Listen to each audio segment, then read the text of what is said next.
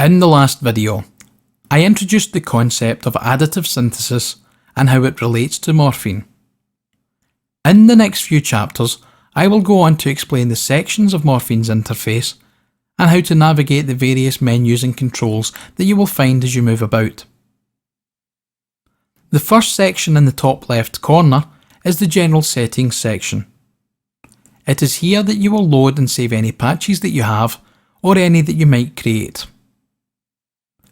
To get a feel for what Morphine is capable of, you can work your way through a bank of presets by using the two arrow controllers here. And to switch to another bank of sounds, you just need to click anywhere on this section and it will call up the bank list. You can set your polyphony here also, which allows you any settings between mono and having the ability to play 32 notes simultaneously.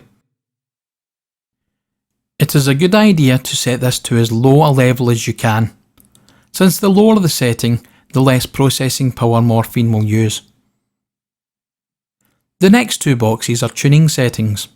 The first allows you to transpose the sounds in semitone increments from -24 to +24, giving a span of 4 octaves worth of transposition. Fine tuning is also possible by using the fine control, which allows you to transpose in cents from -100 to +100. Lastly, you can select from the 4 different glide modes available to you. This is used in conjunction with the glide knob over here. There are 2 different operations that can work in 2 different ways each. Bend signifies that any note will glide like so.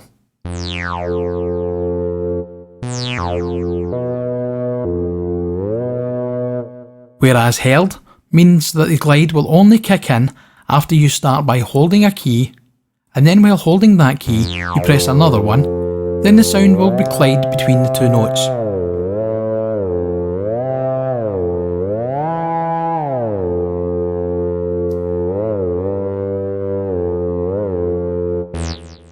The other factor is whether it is ST or VT, either static time or variable time. This differentiates how the glide itself will work, whether it will take a fixed time to jump between the notes, increasing the rate of glide the wider the gap between the notes are, or whether it will glide at a fixed rate, increasing the length of the slide the wider the gap between the 2 notes.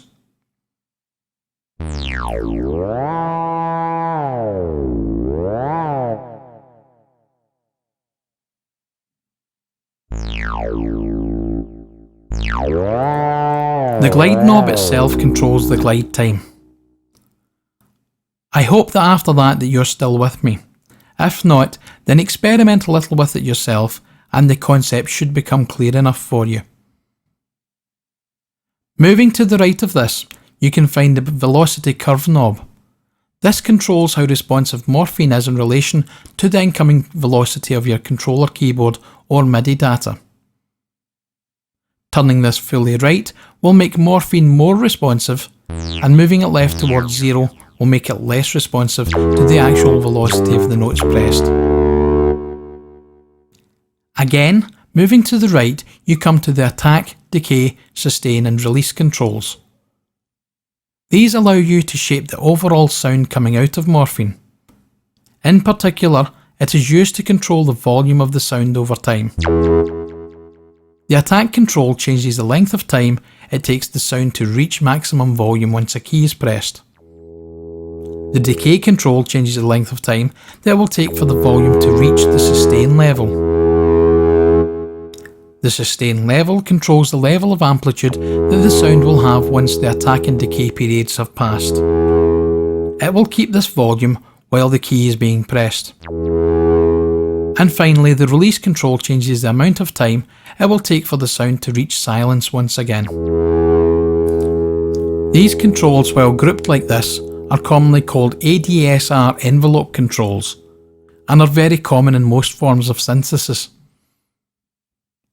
Lastly, in the top right hand corner, we have the master controls, and these allow you to control the volume output from Morphine, as well as having a drive control to control the amount of distortion that is applied to your sound. This video covered the top section of Morphine's interface. In the next section, we will look a little bit more closely at the generator panel in Morphine, where we will look more in detail at breakpoints and spectra.